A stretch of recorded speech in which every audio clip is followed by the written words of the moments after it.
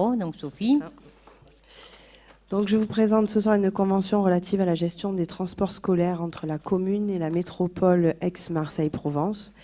Donc comme vous le savez, la métropole récupère beaucoup de choses et elle devient donc l'autorité organisatrice des transports dits scolaires qui vont du secteur primaire aux études supérieures.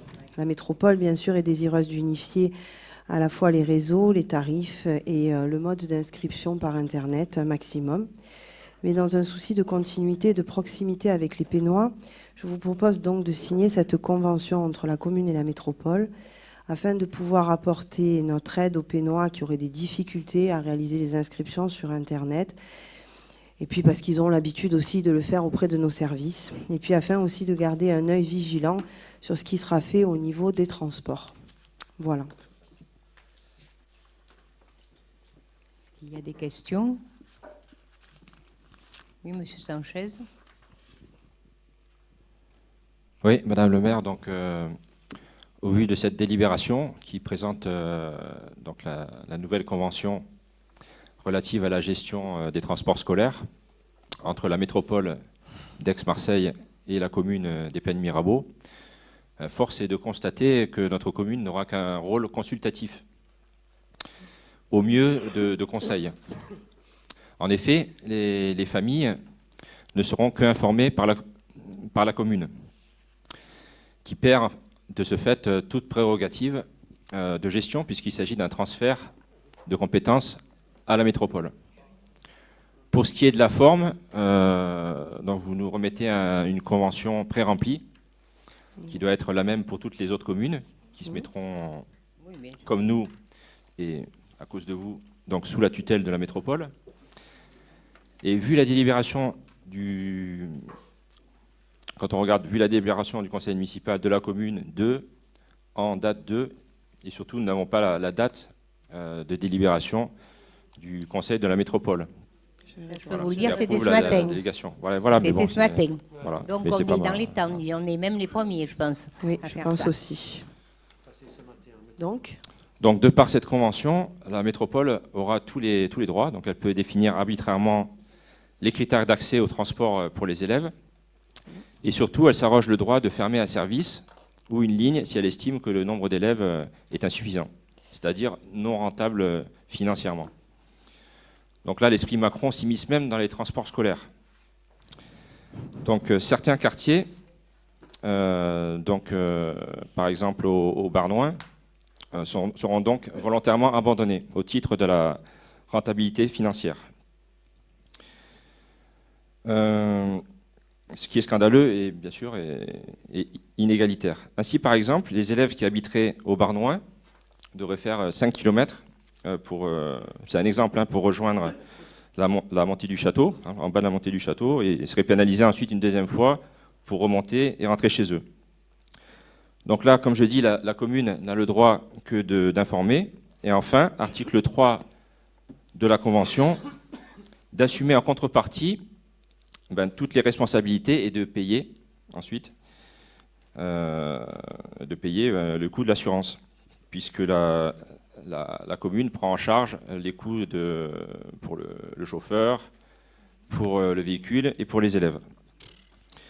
Donc par cette délibération, vous validez encore la perte d'une compétence de gestion des communes au profit de la métropole.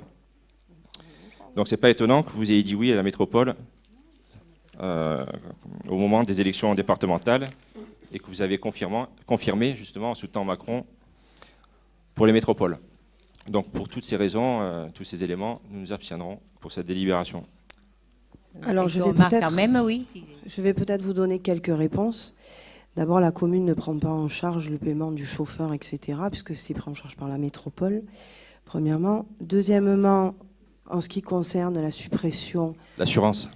C'est en ce qui concerne la suppression des tarifs, des rotations dans certains secteurs. Dans l'ancienne convention que nous avions, il était noté qu'en dessous de 15 élèves, il pouvait arrêter le ramassage.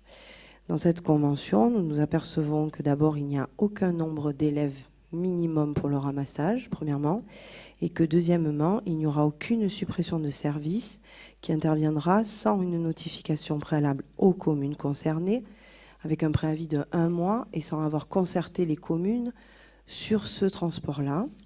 Et en cas de fermeture de ce circuit, une indemnisation sera faite aux familles par la métropole.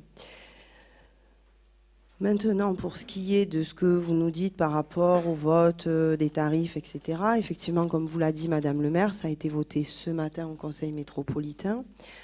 Donc il faut savoir que les tarifs qui seront appliqués, il n'y en aura plus que 2, que ce sera un montant de 60 € pour tous les élèves utilisateurs du réseau ex-réseau bus de l'Étang qui desservait Monod, Jean Monnet, Simone de Beauvoir, etc. 60 € aussi pour les élèves qui utilisaient mobilité Pays d'Aix sur les lycées, etc. Et un montant alors, de 115 € la première année pour les personnes utilisant le réseau plus la RTM qui évoluera sur 4 ans pour arriver à un montant de 220 € uniforme pour toutes les communes de la métropole. Voilà, la métropole de plus met en place des aides sociales qui s'élèveront à 50%, une réduction de 50% pour les familles dont les élèves sont boursiers ou pour les familles qui bénéficient de la CMU et un abattement de 20% pour les familles qui ont 3 enfants à charge, non pas 3 enfants qui prennent le bus, mais 3 enfants à charge. Voilà, ça c'est ce qui a été voté ce matin en Conseil métropolitain et que nous pourrons appliquer dès la signature de la convention avec la métropole et les inscriptions débuteront le 9 juillet.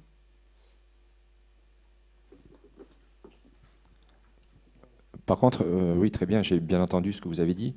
Par contre, c'est quand même stipulé dans la Convention. Toutefois, la métropole se réserve le droit de fermer un service dans les cas suivants. Nombre d'élèves insuffisant. Donc c'est bien ce que j'ai dit, quoi. Il y a un risque de pénaliser des élèves qui seraient dans des quartiers éloignés et qui ne rempliraient pas des bus. Donc, mais c'était déjà pareil avant. Et avant, on avait un nombre minimum. Et là, il est notifié à l'exploitant en accord avec là où les communes concernées. Et ils nous contacteront avant. Voilà, c'est sous... On sera prévenu avec un préavis et on aura notre avis à donner, contrairement à ce qui était fait précédemment, où précédemment, en dessous de 15 enfants, on nous fermait le service. Point. Ce sera un avis consultatif. Un avis consultatif, mais on n'est quand même pas des bœufs et on peut un peu discuter, contrairement à ce qui était appliqué avant, où on nous donnait un nombre et il n'y avait pas de dérogation possible. C'était moins de 15, point. Il faut remarquer que nous n'avons jamais été organisateurs de transport dans la commune. Hein. Ou alors il faut remonter quand il y avait le bus, je ne sais plus comment il s'appelait, qui ramassait pour la piscine ou Dieu sait quoi là. Hein. Voilà, c'est donc du siècle dernier. Ça n'a jamais été une compétence communale. Donc bon, voilà. Donc qui est contre ? Qui est contre ? Ben, si tu veux, moi comme tu veux. Hein. Donc qui est pour ? Qui s'abstient ? Donc 5 abstentions. Alors ensuite, Sophie, la 15. Délibération numéro 15 est l'attribution d'une subvention municipale à l'association FUVLab pour un projet d'atelier périscolaire. Le 27 juin 2017, le conseil municipal a approuvé le retour à la semaine de 4 jours et la volonté politique était de faire évoluer les nappes en mettant en place un accompagnement à la scolarité sur des temps de garderie du soir au travers d'ateliers type coup de pouce en mathématiques, français et anglais. C'est donc dans cette optique que je vous présente cette convention de partenariat avec l'association FUVLab qui sera donc le coup de pouce mathématique. En effet, cette activité va permettre aux enfants nés dans l'ère du numérique de devenir plus actifs face à cet outil. C'est une façon ludique d'apprendre la logique mathématique, les algorithmes qui sont à la base de notre vie quotidienne.